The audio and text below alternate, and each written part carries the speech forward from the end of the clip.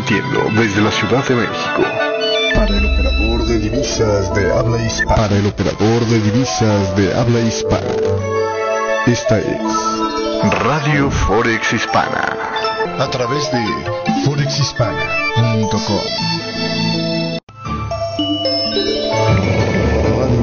Radio Forex Hispana presenta en vivo y en directo el punto de encuentro, el punto donde tú te sumas.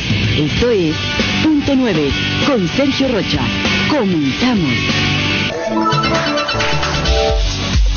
Son las 9 de la mañana con 31 minutos, 9 con 31 hora de Nueva York. Gracias por estarnos acompañando el día de hoy en este espacio en vivo aquí a través de Radio Forex Hispana, en esto que se llama Punto 9, para esta versión del día de hoy. Estamos ya a 4 de agosto, gracias por estarnos acompañando en esta mañana, donde, bueno, pues, en Europa las cosas parece que no van del todo bien, hay caídas en la mayoría de los índices, creo que las más pesadas, aunque por temas meramente locales, allá en España, aunque pues parece que se está recuperando un poco el escenario. En esta mañana del día de hoy el Dow Jones abre prácticamente plano, con apenas una ganancia del 0.04% en las primeras operaciones de esta mañana. Hubo una alza de 4.55 unidades para el Dow Jones. El primer movimiento en el Standard & Poor's fue una caída del 0.18%. No es cierto, de 0.18 puntos, equivalente al 0.01%. Está abriendo en las 2.097 unidades. Y el Nasdaq está también bajando 3.52 unidades, equivalente al 0.07%, para cotizar como primer movimiento de esta mañana en las 5.111 unidades. En Europa, el FTSE 100 de Inglaterra está perdiendo el 0.09%, cotiza en esta mañana en las 6.682 unidades. DAX Industrial de Alemania baja también 0.1%. Estamos hablando de una caída de 11.45 unidades para llevarle a las 11.431 unidades. El CAC 40 de Francia está perdiendo el 0.42%, 21.44 unidades, y cotiza en las 5.099 unidades. Esta mañana en España el IBEX 35 estuvo perdiendo muy fuerte, aunque parece que se ha recuperado algo. Trae en este momento una caída del 0.64%, lo que lo lleva a cotizar en las 11.140 unidades. Así se comportan las bolsas allá en Europa. En la sesión asiática intervino nuevamente el regulador en China para tratar de reducir las ventas en corto, y hace pues un ajuste que redundó, le digo, en la mayoría de las casas de brokeraje allá en China, suspendiendo la opción de operaciones en corto, lo cual ayudó a propulsar al Shanghai Composite 1.3% hacia el alza. El Standard & Poor's asiático para Australia está ganando el 0.4% al cierre de esta jornada y se coloca en las 5.700 unidades el día de hoy, cuando el Banco de la Reserva Federal de Australia decide mantener sin cambios la política monetaria. Y en el tema del Nikkei 225 de Tokio, cotizó ligeramente hacia la baja, 0.14%, en las 20.520 unidades se encuentra en esta mañana, en medio de comentarios de uno de los asesores de Shinzo Abe, que dice: no hace falta dar más relajación monetaria. En los commodities, el West Texas Intermediate rebota 1.35% hacia el alza, y el crudo cotiza en los 45.78. El día de ayer habría roto soportes y habría estado cotizando, pues de hecho en esta misma sesión el Brent del Mar del Norte estuvo efímeramente cotizando por debajo de los 50, lo cual no se daba desde principios de este año, si no me equivoco. Ahorita le confirmo esta información. No es cierto, fue el día de ayer cuando estuvo cotizando por debajo de los 50. Bueno, de hecho todavía buena parte de esta mañana estuvo cotizando por debajo de los $50 por barril, le digo, cosa que pues no se veía desde principios de este año. La última vez que andaba por estos precios el mercado era el día 29 de enero, anduvo por estos precios por última vez, aunque todavía los mínimos de enero llegaron a ser más bajos, hacia la zona de los 45.11. Así las cosas en esta mañana del día de hoy. Y continuando con más información en lo que es el tema de los metales preciosos, oro y plata también se mueven hacia el alza. 0.7% está ganando el oro en esta mañana, es equivalente a $7.30 más o menos. Ahorita ha bajado un poco más y está en los 1091.40. En lo que estamos hablando hay un poco de movimiento allí en el oro en esta mañana. La plata trae también ganancias del 0.94%, equivalente a 13 centavos, y cotiza en los 14.18 prácticamente en esta mañana del día de hoy. El tema del dólar index con pocos movimientos, una ligera caída del 0.07%. Me parece que mayormente ya podríamos estar esperando a ver si el jueves de PMI modifica un poco la situación ahí en el tema del dólar, pero sobre todo lo importante vendrá de cara a la publicación de las nóminas no agrícolas allá en Estados Unidos, lo cual será precisamente para el próximo viernes. Además, el jueves, ojo con la libra. El jueves le están llamando superjueves porque por primera vez se mezcla la información en la misma jornada de la publicación de las minutas del Banco de la Reserva del Banco de Inglaterra, y también en la conferencia de prensa que normalmente Mark Carney ha agarrado para hacer, digamos, su transmisión, ¿no?, de su visión sobre la política monetaria y la de sus colegas, es decir, la conferencia esta que hacen precisamente sobre el tema de el ajuste de inflación o el pronóstico de inflación que tiene el Banco de Inglaterra. Así que se juntan estos dos datos por primera vez en este jueves y vamos a ver qué pasa, pero hay mucha incertidumbre sobre el tema, sobre todo de la libra. Los volúmenes de negociación en la libra se ven bajos, precisamente porque mayormente los operadores están esperando a ver qué se dice este próximo día jueves allá sobre el tema de la libra. Por lo pronto el día de hoy trae un recorrido bastante pequeño de 67 pips, lo mismo que el euro, que trae apenas 51 pips de máximos a mínimos. Del yen ya ni hablemos, en movimientos de 28 pips, perdón. Y en el tema, bueno, pues obviamente el que tuvo noticias es el que mejor se mueve. El dólar australiano ha estado aumentando en esta jornada, 121 pips, continuando con su rally alcista, lo cual podría otra vez parecer que está preparándose para hacer un rebote del canal mensual. Me parece que este es uno de los rebotes más claros que hay en el movimiento del australiano, aunque, ojo, todavía está por debajo de la línea de tendencia diaria y todavía podría estar rebotando, sobre todo esta que parece como, no es exactamente una blast candle, es un engulfing mayormente, pero se da después de estar prácticamente una semana haciendo soporte, y esto da la idea de que podría estar pidiendo un pullback antes de volver a ponerse interesante para las ventas, para las compras el dólar australiano. Así que yo me esperaría para meter la compra. Si no la metió antes, yo me esperaría para meter la compra. Lo interesante de esta jornada es que logró romper la high wave que se había formado precisamente hace un par de sesiones allá en este dólar australiano. 9 de la mañana con 39 minutos, vámonos a un corte comercial. Nada más termino de comentarle lo que son las cifras de las monedas de América Latina. El peso mexicano está fortaleciéndose 0.19%, 16.15 prácticamente el cruce en esta mañana. El peso colombiano sigue padeciendo medio punto porcentual. Estamos hablando de 2.902.50 la cotización para esta mañana. El peso chileno está fortaleciéndose medio punto porcentual con respecto al cierre del día de ayer. Está en 676.22. Y el peso argentino se mueve apenas un desliz del 0.04%, le reconoce la Kirchner. 9.1940 sube el cruce. El sol peruano también tiene una caída del 0.37% hoy, dice allí el gobierno de Perú. El sol peruano lo tienen en 3.1935, sin cambios el peso boliviano y sin cambios prácticamente el dólar yuan en esta mañana del día de hoy. Vámonos a un corte comercial, regresamos con más aquí en vivo a través de Radio Forex Hispana en esto que es Punto 9. Punto 9. Lo hacemos juntos.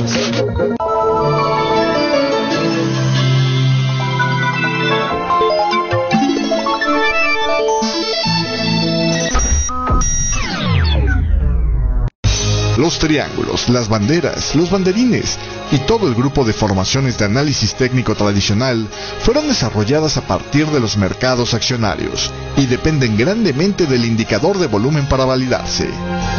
¿Cómo operarlos en un entorno sin volumen como es el mercado de divisas? Descubra los secretos detrás de una exitosa operativa de figuras técnicas con el curso de figuras técnicas disponible en www.educacionfinanciable.com y haga de las figuras técnicas sus aliados en la operación.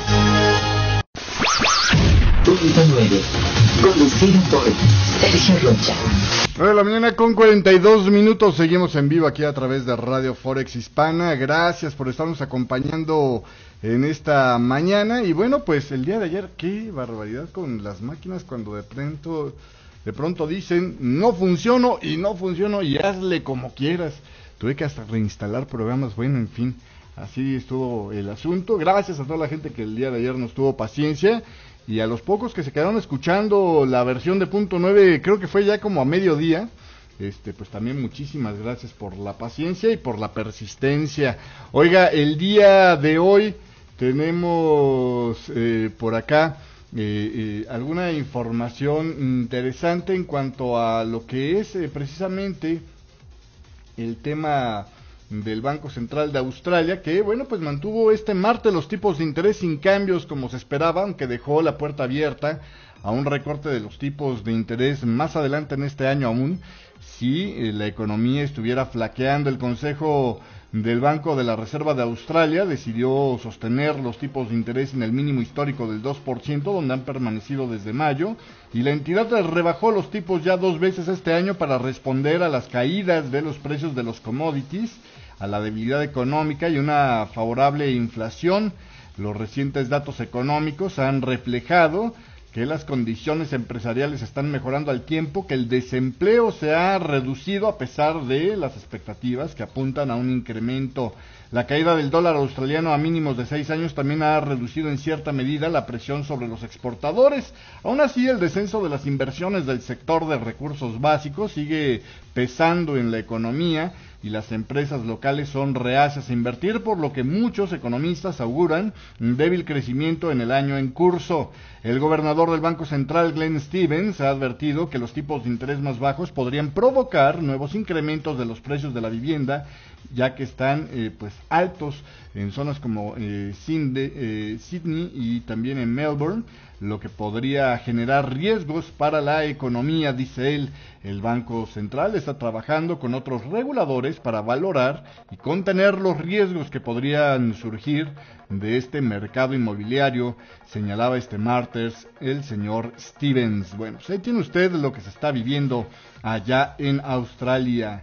Y continuando con más información, le platico un poco sobre la caída del IBEX 35, que bajó 1.4% en el inicio de la jornada a las 11.107 unidades, casi 108, actualmente está en las 11.113 unidades.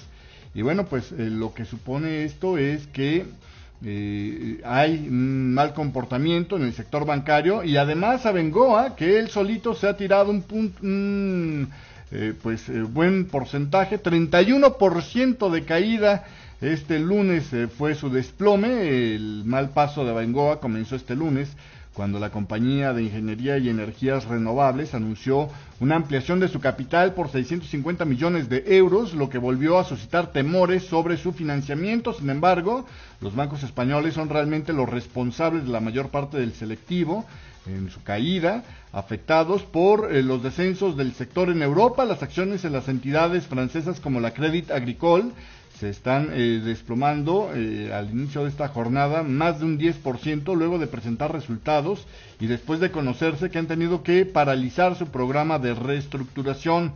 Dice por aquí uno de los analistas. Yo creo que esto está pesando sobre el sector, ya que el regulador único bancario puede ponerse firme y parar los planes de expansión de todos los bancos, comenta un operador que también cree que es un adelanto de que las próximas pruebas de solvencia pudieran ser ahora sí más exigentes en cuanto a sus niveles de capital. Bankia resta un 3.4%, Banco Popular pierde un 3.1%, Banco Sabadell caía un 2.4% allá en España, CaixaBank un 2.8%, BBVA 2.1% y Santander también se ponía guapo con una caída del 2%.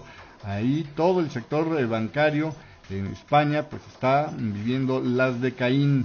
Y bueno, pues aquí mire, sobre el tema del regulador bancario y las pruebas de solvencia, yo creo que lo importante es ver si ahora sí por fin contemplan el escenario de estrés con una potencial salida de Grecia de la eurozona, porque estuvimos muy cerca de ese escenario, entonces sería realmente un error de laxitud, digamos, en la evaluación de los buffers de capital, ¿no? De los amortiguadores de capital que tienen los bancos en Europa, el no poner un escenario de una potencial salida de Grecia de la eurozona, una salida desordenada. Estuvimos muy cerca de ese escenario y todavía no lo hemos pasado, así que me parece que lo más responsable, y levantaría mucho las cejas, y volvería a causar algo de, digamos, sorna, ¿no? El tema de pruebas de resistencia bancarias en Europa, si no incluyeran un escenario que contemplara en su peor situación una salida desordenada de uno de los miembros de la eurozona, como es el caso de Grecia. Y hablando de Grecia, por cierto, bueno, pues Grecia espera ratificar su rescate para el próximo 18 de agosto, decía la portavoz del gobierno de Grecia, Olga Gerovassili, afirmando esto este miércoles, diciendo que bueno, pues el proceso de redacción para el tercer rescate ya comenzaría este miércoles y que bueno, pues ahora el gobierno estaba dispuesto a hacer lo que fuera necesario para que el acuerdo fuera ratificado en el Parlamento el próximo día 18. Ahí manda un mensaje de paz a la Troika en una entrevista con una cadena privada de televisión, Sky. Gerovassili recalcó que para que haya un acuerdo es necesario que también lo quieran todas las partes, y la experiencia ha demostrado que cuanto más cerca están del final, más aumentan las presiones. Según Gerovassili, en Europa todavía hay poderosos intereses extranjeros que, en comparación con algunos círculos nacionales, quieren que Grecia salga del euro por razones económicas. En este contexto, la portavoz mencionó el llamado lobby del dracma, en alusión a los griegos que han sacado su dinero del país y que pueden sacar provecho de una salida de Grecia de la eurozona, ya que con sus reservas en euros podrían hacer fortunas en dracmas, dicen ellos. Por el otro lado, Gerovassili dejó abierta la posibilidad de convocar elecciones anticipadas, pero rehusó ponerle fecha. Sería un error planificar ahora los acontecimientos políticos. Lo que se necesita en este momento en Grecia es un gobierno estable, señaló.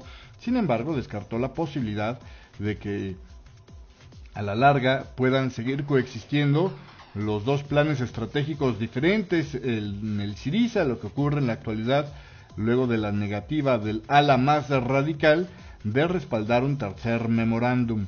La disidencia interna ha llevado al gobierno de Alexis Tsipras a depender de los apoyos parlamentarios de la oposición, lo que de facto pues ha convertido a la coalición entre el Syriza y los nacionalistas griegos independientes en un gobierno de minoría. El Comité Central del Syriza respaldó la semana pasada la petición de Tsipras de convocar para septiembre un congreso extraordinario donde se debata el futuro del partido y una posible división.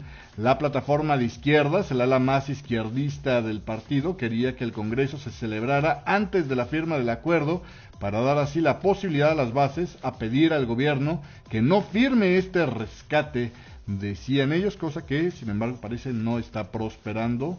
Afortunadamente, dirán algunos, aunque yo la verdad es que como europeo le digo, me esperaría hasta ver cómo quedan las cosas de planas allá en Grecia antes de soltar dinero, pero bueno, en fin, Así las cosas el día de hoy. Hablando de Europa, por cierto, antes de irnos al corte, le cuento, los precios de producción para el mes de junio cayeron 0.1% mensual y 2.2% anualizado, en línea con lo que el mercado estaba esperando. Vámonos a un corte comercial y de regreso España logra la mayor caída del desempleo registrado en un mes de julio en los últimos 17 años. Y más información para usted en este programa de Punto 9 que ya regresa después de este corte. Punto 9. Lo hacemos juntos.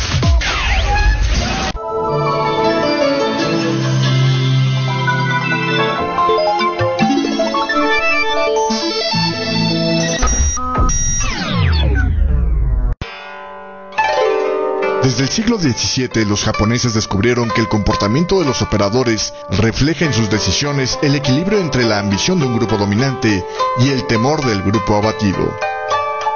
Conozca estos patrones y la forma correcta de aplicarlos con el curso más completo de velas japonesas disponible en español. Entre a educacionfinanciable.com y deje que las velas japonesas iluminen su camino a mejores rendimientos. www.educacionfinanciable.com.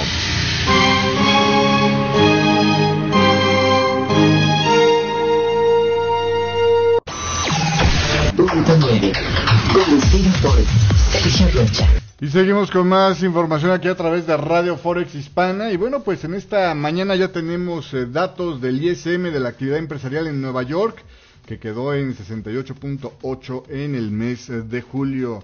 Y continuando con más información por acá, bueno, pues los operadores del Kiwi estarán con los ojos atentos esta mañana a las publicaciones, dicen, de Fonterra, esta que es la principal empresa de lácteos allá en Nueva Zelanda, que es una de sus principales producciones. Y bueno, pues los estrategas de la Credit Suisse dicen que las subastas de lácteos podrían estar alimentando el pronóstico de Fonterra de una revisión de los pagos para esta temporada y pues dicen los futuros contratos implican una reducción de otro 18% en general para los precios de la leche en polvo para el final de agosto. También la Brown Brothers Harriman explica que Fonterra, que es una cooperativa de aproximadamente 10.500 granjeros allá en Nueva Zelanda, y que tiene la producción de un tercio de las exportaciones de lácteos de Nueva Zelanda, está haciendo tanto como un 7% del Producto Interno Bruto y 30% de las exportaciones de Nueva Zelanda. Dicen, los lácteos son tan importantes que el Banco de la Reserva de Nueva Zelanda ha mencionado la caída de los precios de los lácteos como uno de los 3 principales riesgos para la estabilidad financiera de Nueva Zelanda, señalando que, bueno, pues los granjeros están ahora operando con flujos de efectivo negativos. Así que, bueno, pues ahí tiene usted un punto interesante para estar observando si usted es operador del Kiwi. Y continuando con más información, el día de hoy le decía que allá en España, bueno, pues se dio una buena noticia, es la caída del desempleo registrado allá en España, es la mayor caída de las personas que piden ayuda por desempleo en julio. En un mes de julio es la mejor caída desde 1998, luego de reducirse en 74.028 peticionantes para totalizar todavía una enorme cifra de 4.046.276 peticionantes, decía este martes el Ministerio de Empleo y Seguridad Social. Se trata así del 6º mes consecutivo de reducciones en el número de desempleados, destacaba el ministerio. En términos ajustados a efectos de calendario, el paro registrado bajó en julio en 44.286 personas, lo que representa el mayor descenso de la historia de un mes de julio. En los últimos 12 meses el paro registrado se ha reducido en 373.584 personas, lo que supone una caída interanual del 8.5%. La contratación aumentó 9.2% interanual en julio, periodo en el que se formalizaron cerca de 1.8 millones de nuevos contratos, el mejor dato desde octubre del 2007 en este sentido. Bueno, pues así las cosas el día de hoy. Y bueno, pues haciendo campaña y aprovechando el momento, resulta ser que el gobierno de España sugiere que podría haber más rebajas fiscales si ganara las elecciones. Y bueno, sobre este tema, el gobierno español detalló este martes los presupuestos para el 2016, los quintos que prepara en esta legislatura a punto de terminar, y adelantó que las cuentas podrían incluir nuevos recortes tributarios si el Partido Popular volviera a ganar las elecciones generales previstas para finales de este año. El ministro de Hacienda, Cristóbal Montoro, dijo que por primera vez desde el inicio de la crisis el Estado registraría el año que viene un superávit primario, lo que podría permitir seguir reduciendo impuestos, cumpliendo a la vez el exigente objetivo de déficit del 2.8% del Producto Interno Bruto. A medida que tengamos disponibilidad presupuestaria, seguiremos bajando los impuestos, decía Montoro en una rueda de prensa en el Congreso de Diputados, que pues deberá de tramitar de forma extraordinaria en el Pleno de agosto la ley presupuestaria al haberse adelantado 2 meses su habitual calendario de aprobaciones. Y continuando con más, ya para terminar este programa, fíjese usted que el Departamento de Justicia de Estados Unidos está investigando operaciones por valor de miles de millones de dólares que el Deutsche Bank hiciera en nombre de los clientes de Rusia, según dijo este martes a Reuters una persona familiarizada con la situación. Responsables del organismo de Estados Unidos han demandado información a la mayor entidad financiera de Alemania sobre las transacciones porque implican el uso del dólar, dijo la fuente. Deutsche Bank no ha hecho todavía comentarios hasta el momento. En su informe financiero del segundo trimestre, el banco dijo que estaba investigando las operaciones de capital por parte de clientes del Deutsche Bank en Londres y Moscú, que se compensaban mutuamente, añadiendo que el volumen de estas operaciones habría sido significativo. El informe trimestral también indicaba que el Deutsche Bank había informado a los reguladores financieros y a las autoridades en Alemania, Rusia, el Reino Unido y Estados Unidos sobre su investigación y había tomado medidas disciplinarias en contra de algunas personas participantes en este caso, que salieron a la luz a principios de junio. El mes pasado, el Departamento de los Servicios Financieros de Nueva York solicitó información detallada al Deutsche Bank sobre posibles operaciones de lavado de dinero por parte de sus clientes en Rusia que podrían superar los 6,000 millones, decía una fuente familiarizada con el asunto a Reuters. Bueno, pues así las cosas, hablando de banqueros honestos. Ya con esto terminamos, gracias por la compañía, nos vemos el día de mañana, pásela bonito, el último en salir, que apague la luz. No es posible detener el tiempo. Hasta aquí con Punto 9, conducido por Sergio Rocha. Gracias. Radio Forex Hispana presentó